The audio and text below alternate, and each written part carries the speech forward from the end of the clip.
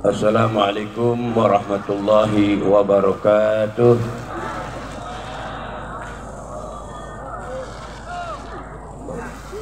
Pojok.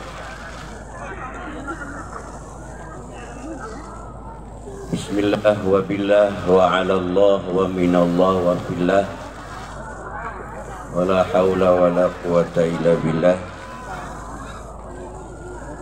Alhamdulillah wa syukrillah wassalatu wassalamu ala rasulillah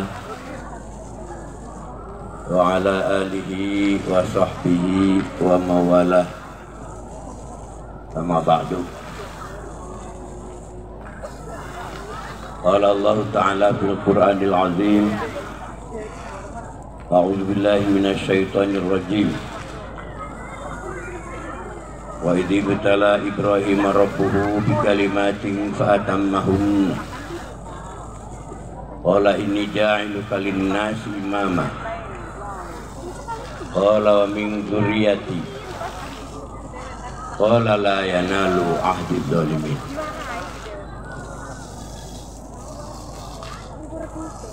Wa qala Rasulullah sallallahu alaihi wasallam, man bana masjidan fid dunya banallahu baitan fil jannah. Sadaqallahul azim. Saya pindah ya. Pak Gubernur.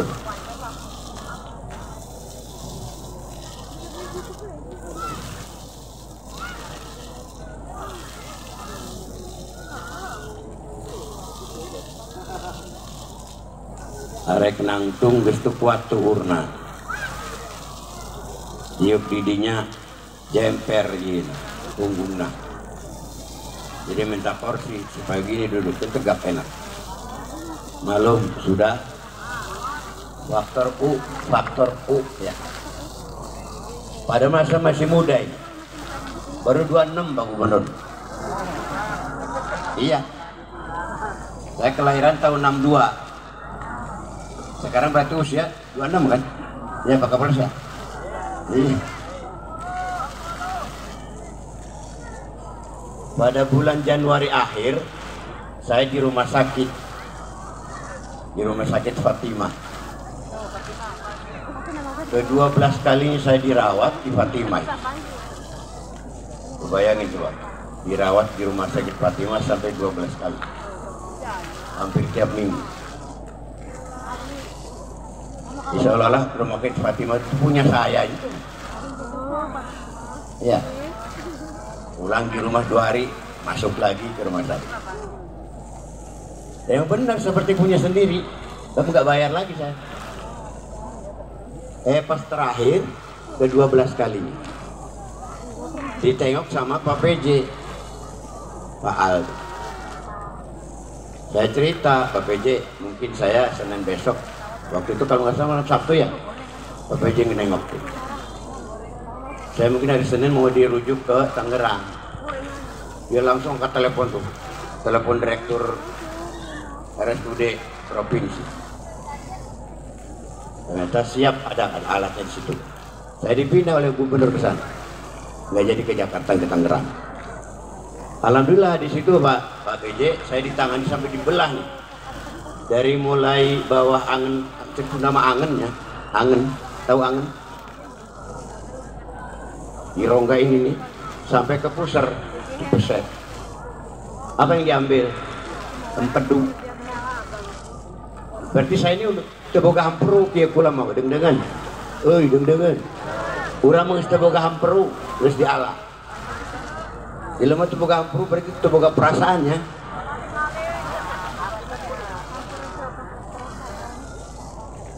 Baik, saya itu sedikit ya cerita kelemahan saya. Saya nggak minta kursi, saya ini duduk di sini ngomongnya. Dan mudah-mudahan para hadirin yang menyaksikan juga nggak sebel ya. Melihat saya sebel nggak?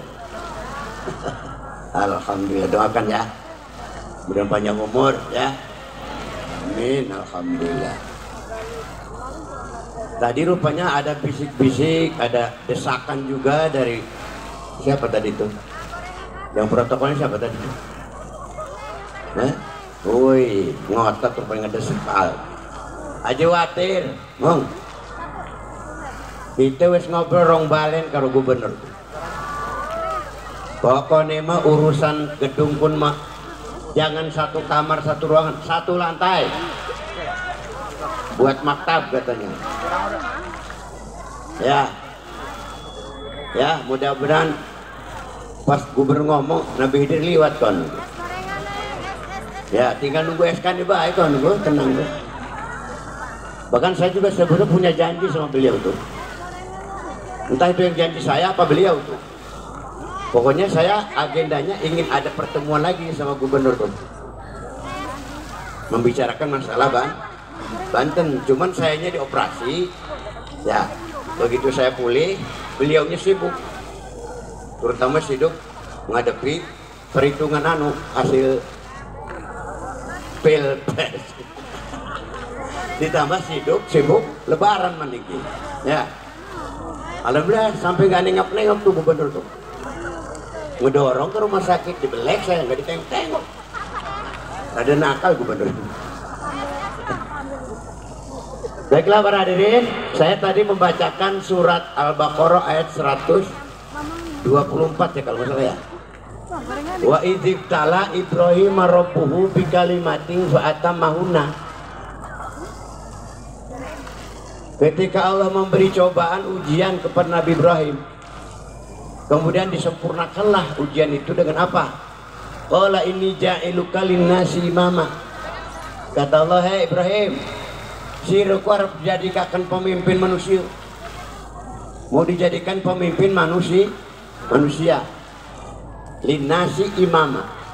Qala inni ja'iluka linnasi imama. Mau diangkat jadi pemimpin seluruh manusia. Sama halnya Allah berfirman kepada Nabi Daud, "Ya Daud, ini ja'il khalifatan fil ardi." Ya kan? Sama seperti itu. Kalau Nabi Ibrahim itu mbahnya Nabi Daud ya. Ya. Pertama kali orang yang diangkat jadi pemimpin manusia, bahkan sampai sekarang menjadi mbahnya, bapaknya agama. Itu Nabi Ibrahim nawar itu. Ibrahim, kamu saya angkat jadi pemimpin manusia, kata Allah. Ini ja'iluka linnasi imama. Nabi Ibrahim nawar. Qala wa min dzurriyyati bareng empat. Ya. Nabi Ibrahim berkata, jangan saya aja ya Allah, kata, yang dijadikan pemimpin. Anak cucu saya juga, kata. Qala min dzurriyyati.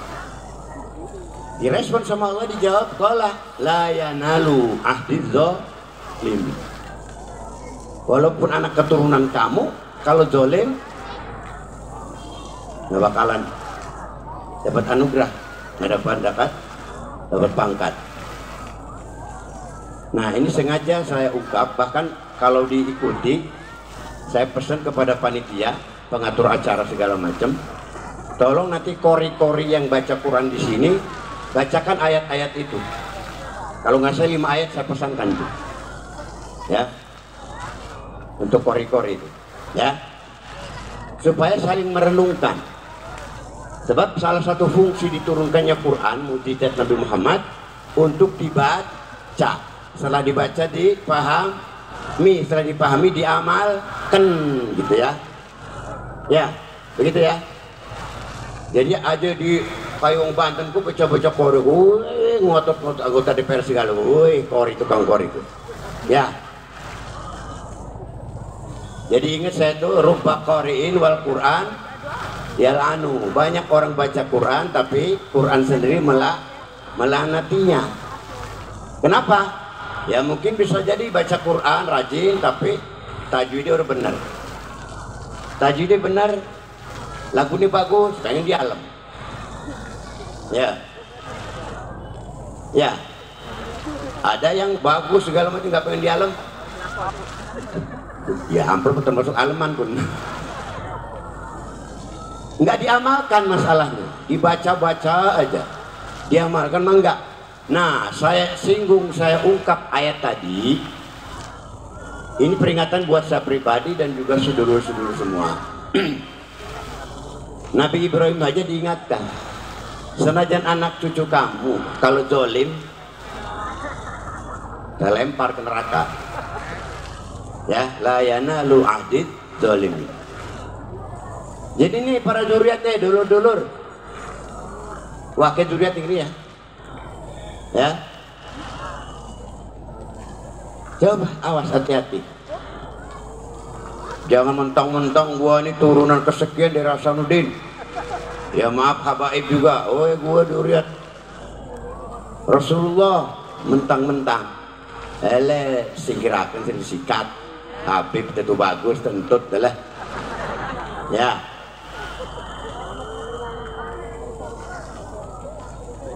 Ya, moga-moga ini pada paham nih, khusus para zuriat nih. Ya, jangan mentang-mentang. Ya, bahkan di surat Al-Hujurat ayat 13 itu apa? Ya ayyuhan nasu inna khalaqnakum min dzakari wa unsa wa ja'alnakum syu'uban wa qabaila lita'arufu inna akramakum indallahi atqakum. Bukan yang paling sempurna, paling apa? Yang paling mulia di antara kalian adalah turunan Nabi, turunan Hasanuddin, bukan.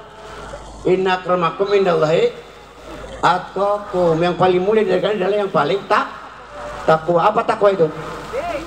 Takut sama istri itu tua. Itu mau gubernur urusannya itu mah. Makanya udah jadi gubernur juga nggak berani ngewayu. Unweding rapi dari itu. Kong wali kota muka. Ya, apalagi Kapolres lah, bayar cemen. Ya. Takwa di situ imtisalu awamirirah wajtinabu nawahi, yang selalu menjalankan perintah Allah, menjauhi larangan Allah. Itu yang paling takwa.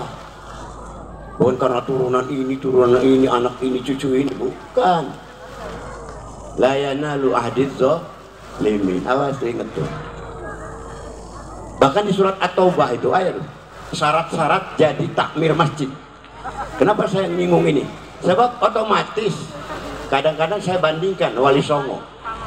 Mungkin Wali Songo itu hanya Kudus ya, yang menyatu makom dengan masjid ya. Kudus ya, yang paling jelas itu menyatu. Banten sama tuh menyatu. Ngurus kuburan otomatis ngurus masjid, atau sebaliknya ngurus masjid ning Banten sekalian ngurus kuburan. Nah saya lihat di surat At-Taubah ayat 18, innama ya'muru masajidallah ayyuzkara fi ismuhu, innama ya'muru masajidallah man amana billah wal yawmil akhir wa iqama shalah wa ita'a zakah wa lam yakhsha illallah. Al-ayat. Sungguh orang yang mengurus masjid, yang meramaikan masjid adalah 4 syaratnya itu menurut saya dari tafsir tadi itu, dari ayat tadi. Pertama, orang yang beriman kepada Allah dan hari akhir. Syarat utama itu mutlak orang beriman. Kedua, orang yang selalu mendirikan, menjalankan, menegakkan sholat.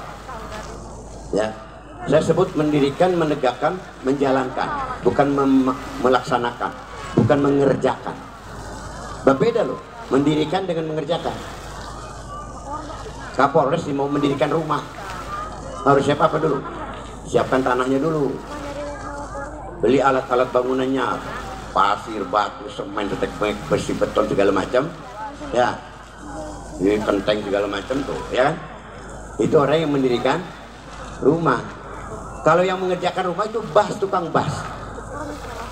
Yang dibangun sama tukang bas dulu, gedung mewah-mewah, umai dewek mereot pun. Itu kebanyakan di kita ini sholatnya baru mengerja, belum mendirikan. Nah yang kedua harus mendirikan sholat. Lah maaf nih, saya bongkar aja nih aib di kita ini di sini. Dulu waktu saya zaman ketua masjid 26 sampai 2010 sempat saya jadi ketua masjid. Allahu Akbar, Allahu Akbar. Pengurus masjid, penjaga peti, segala macam pada keluar ke warung. ngopi, mangan, ngerokok, ngobrol, hahaha, peragap, sholat, masuk lagi tuh. Saya musab dada aja Pak Gubernur waktu itu, mungkin bocah. Sedangkan mayoritas tuh dulur dewek, ponakan dewek. Musab dada, ya Allah, premen, pengurus masjid, waktu dipanggil adzan malah keluar dari masjid ke warung. Mudah-mudahan sekarang mah enggak beda kali. Sebab saya udah 12 tahun Pak Gubernur nggak pernah nginjak masjid. Terus terang aja. Sejak 2010 sampai sekarang. Paling kepaksa-paksa ada orang mati nyalatakan dong wes. Ada orang kawinan ngadiri wes Pak. Iya. Masya Allah. Makanya sekarang ini kumpul Gubernur sekarang senangnya bukan main. Sebenarnya lemes badan nggak kuat sebetulnya, tapi susu main susu, jadi ya berangkat aja. Untuk mau udah digotong mereka masih bagus, masih jalan sendiri. Yang ketiga apa syaratnya? Waik taib zakat. Orang yang selalu membayar zakat, orang ngurus masjid itu. Lah ini udah tidur sih masjid, beriman, dia yang batin. Ya ada duriat di barang bang. Ya hak duriat ya. Kita kan tuh bagus turun Hasanuddin, berak nih peciskin. Batik. Masih kayak ini sekarang ya, masih gitu tuh masih. Gadi berarti ngeroba itu. Udah ngedarah daging ke Gubernur. Lain masalah tahu aja gitu tuh. Sekali para pencinta jarah juga udah. Sekarang mah kalau mau sedekah ke masjid jangan ditaruh di kotak. Ya, jangan terkotak. Hasil kotak itu rebutan, orang masuk bendahara, orang tak bongkar hasilnya gitu. Ya, jadi kurang manfaat. Ya,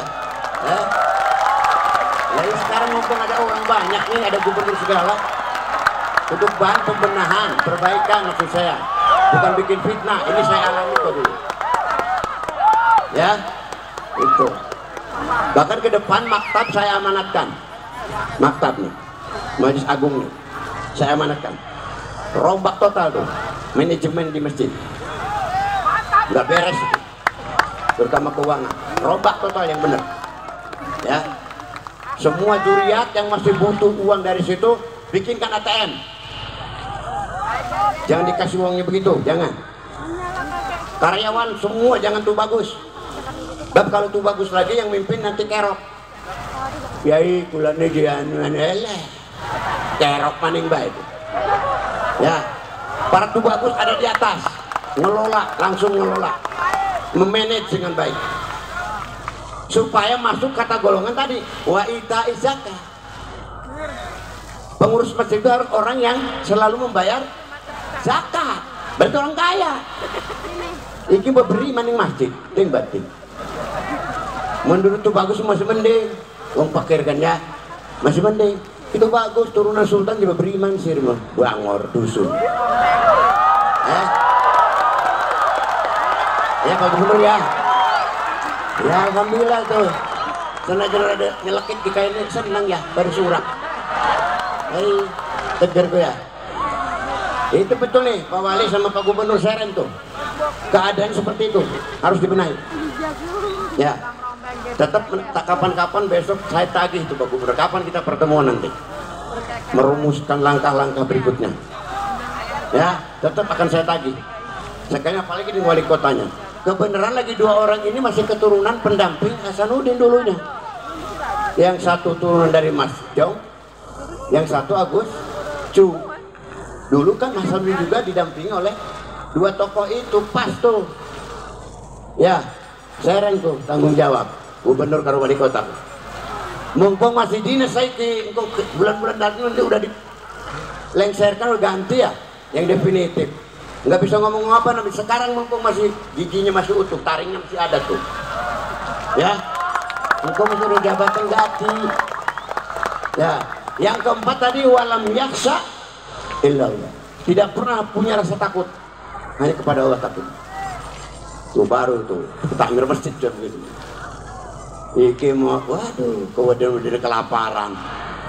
Arab manjing puasa, rebutan picis receh kan, wake-wake, baru baca guna bekal, puasa, tuh bagus, pengurus masjid lagi, aduh ampun, dulur,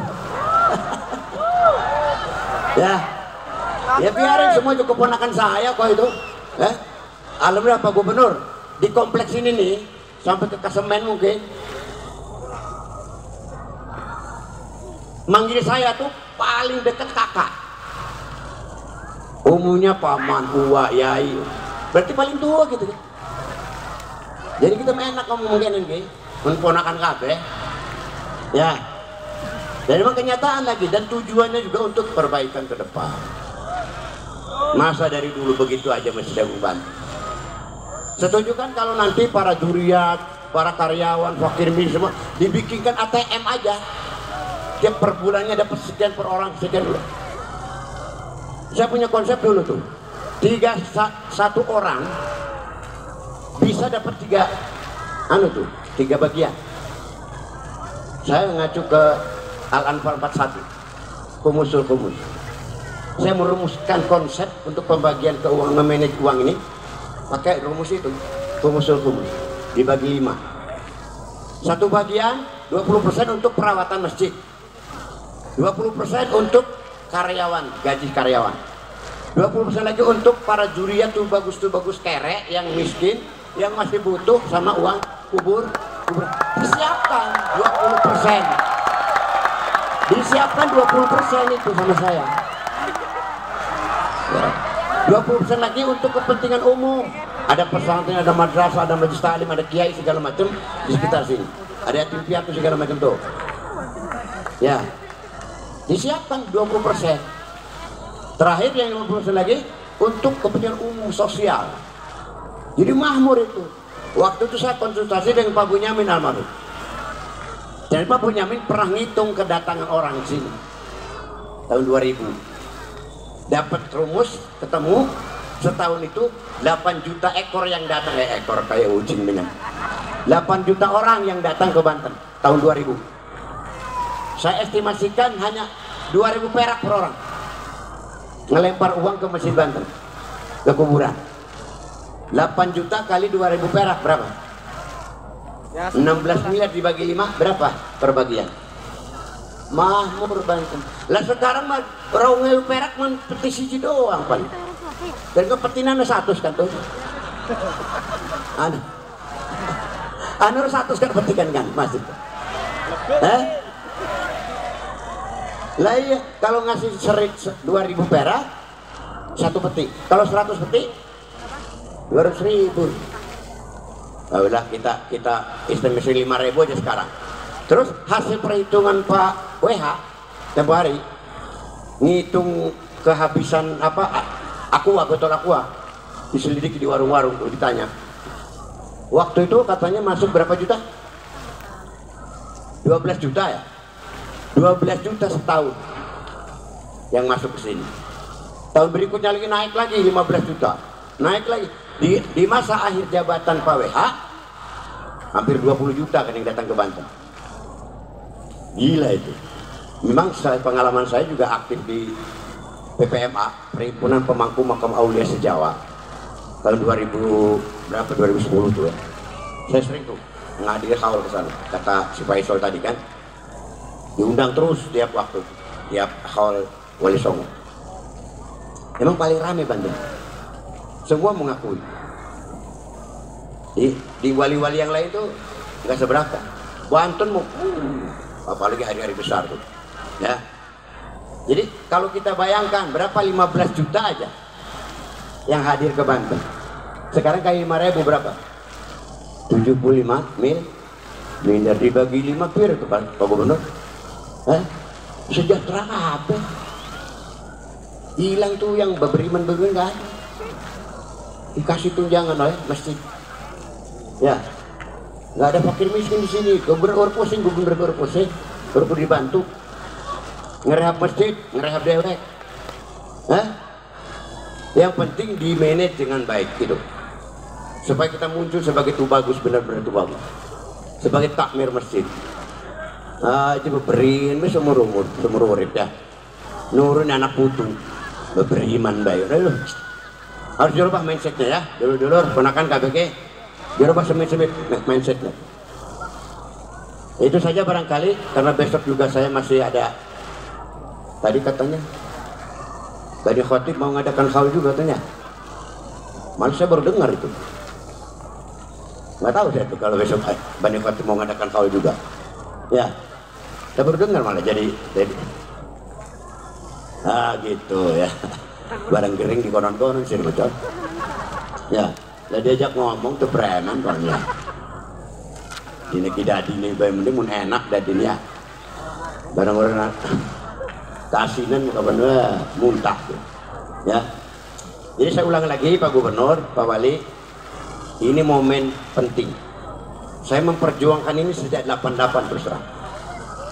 Saya menikah dengan istri pertama itu dari Cirebon 88. Langsung berkiprah. Mengadakan acara yang saya rawat sampai hari ini. Setahun tuh mungkin yang pokok tuh 3. Ada 6 bulanan, yaitu Haul Sultan Maulana Hasan Nuruddin sekarang. Tadi udah disinggung, wafatnya Sultan Hasanuddin malam takbir, tanggal 29 Ramadan wafatnya.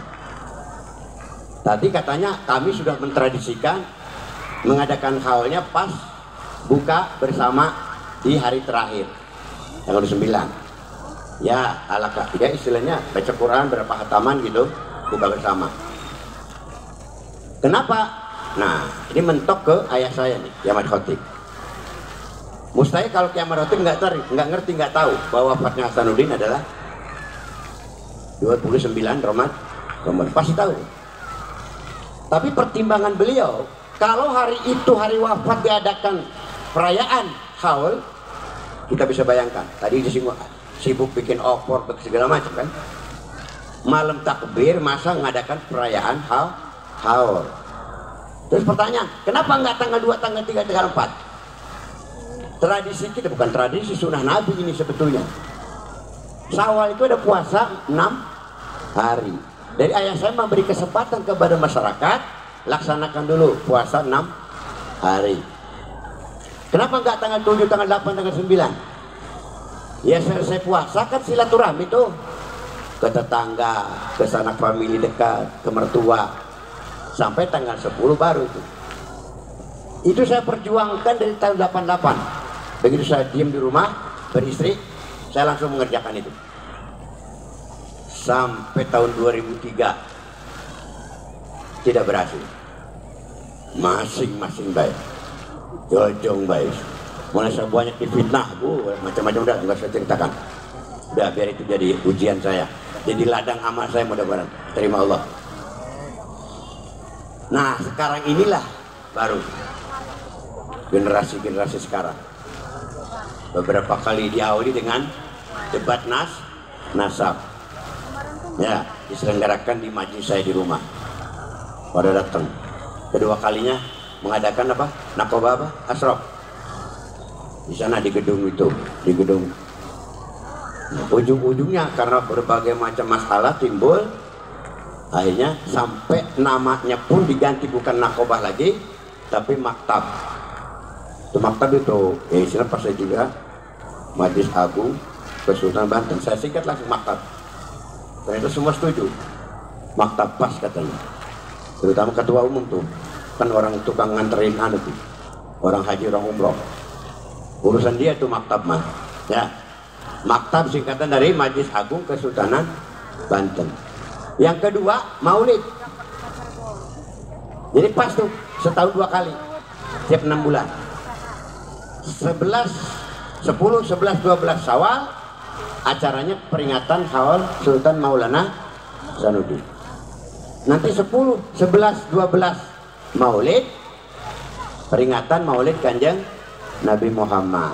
Nah ini tolong dipedakan nanti oleh gubernur ya, supaya nih anak-anak maktab ini nggak pusing-pusing cari dana. Tuh saya setuju dengan Pak siapa, Pak Brigjen Nunung Saifuddin. Awas ya ulah nyinan proposal saya, kata bosnya Pak Sofyan. Ya kan bos saya atasannya ya. Dia kan bintang 1, dia baru kembang telu. Ya.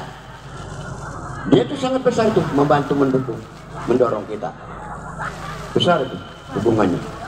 Dia pesan, awas kegiatan di Banten jangan pernah bikin proposal. Dulur, ada yang dapat proposal nggak? Bohong kuan, aja ladeni. Anti proposal di Banten mah. Saban duit, saban hari duit yang teringnya datang. Ngapain proposal? Tinggal dikelola dengan baik, dengan benar. Mahmud. Ya. Tiap hari nggak berhenti duit tuh mawur di masjid tuh, di kuburan. Gak usah nyari biaya, nggak usah. Datang sendiri. Apalagi ada perhatian dari gubernur segala, wali kota. Weh, sekian miliar kok nanti bupati gubernur. Ya. Gampang itu mah, encer. Ya, setuju nggak tuh? Setuju, Pak Gubernur. Dibikinkan perda, langsung. Aja melalui DPR mana, macam-macam DPR mungkin. Ya. Digawe-gawe mana kalau DPR gue? Ya. Ada bargaining, ada tawar menawar segala macam ribet. Langsung aja SK Gubernur jebret gitu ya. Apa namanya, Pergub apa tak? Pergub apa? Lah ya setelah ada Pergub baru didukung lagi sama Perda gitu. Perwal tuh ya. Setuju ya? Jadi para dulur-dulur keponakan kabeh ampuri ya, ya. Uak mamang ngomong kayak segeleme ya. Tapi menemukan manfaat gitu. Ya. Dan pesan terakhir, saya beberapa kasus saya amati Pak Gubernur. Ya mungkin gak semua lah masyarakat Banten tuh kiai. Ada beberapa masyarakat kiai santri, saya ekstrim menganggap dia itu murtad karena menghina Rasulullah. Ini kaitannya nih, saya pesan sama si Saroni, awas Saroni, tengetakin dia pesan kita ke mbok kita mengkesok pengi gemati kayak ini terus tuh ya. Ya pesan kita terakhir, cuan aja sampai ngeduhur-duhuraken Hasanuddin, nyilikaken Kanjeng Nabi. Artinya apa? Sanggup, kudu sanggup terus. Saroni aja melengkuk baik. Perhatikan, kudu sanggup engkau 6 bulan yang akan datang mengadakan muludan lebih ramai dari ini. Kalau buktinya nanti lebih kecil dari sekarang, murtad sih. Lah iya, ada di suatu daerah seorang kiai melaksanakan mauludan, yang hadir paling ribuan orang lah. Habis kerbaunya sapi cuma 5 ekor. Mauludan. Pas acara Haul Abdul Qadir, sapinya 100 lebih. Yang hadir ratusan ribu orang. Bahkan lokasi pesantren itu di 5 km radiusnya dipagar, ditutup sama polisi. Mobil, motor nggak boleh masuk, 5 km jarak. Dasarnya tuh. Emang kan hebatan Abdul Qadir dibanding Rasulullah. Nah di situ saya ekstrim menganggap murtad orang itu, dia itu. Ya, menghina Rasulullah. Ya, bayangkan ratusan lebih sapi. Pas Haul Kanjeng Nabi muludan hanya 5 ekor. Berapa kali lipat tuh? Ratusan ribu yang hadir Abdul Qadir tuh haulnya. Pas haul Rasulullah hanya ribuan orang saja. Awas, hati-hati. Kenapa orang cenderungnya haul Abdul Qadir? Punya uang 50 juta. Usahanya lagi merosot nih bosnya. Di kanan Kiai Antu lagi mau ngadakan haul Abdul Qadir. Katanya kalau ikut haul nanti dapat barokah di Abdul Qadir. Perusahaannya maju lagi. Datang Kiai, saya nyumbang 50 juta tuh. Dapat imbalan supaya barokah Abdul Qadir jatuh ke dia karena nyumbang 50 juta. Emangnya Kanjeng Nabi nggak ngasih motivasi? Ngasih syafaat. Lebih dasar syafaat. Tapi ada yang paham lagi, syafaat itu bukan sekarang kata. Paling cepat pertama hari kiamat syafaatnya.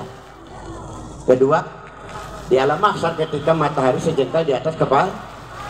Ketiga di dalam neraka ketika umat Islam banyak yang masuk neraka, Rasulullah lihat sujud, kasihan sama umatnya kan, sujud minta syafaat tuh.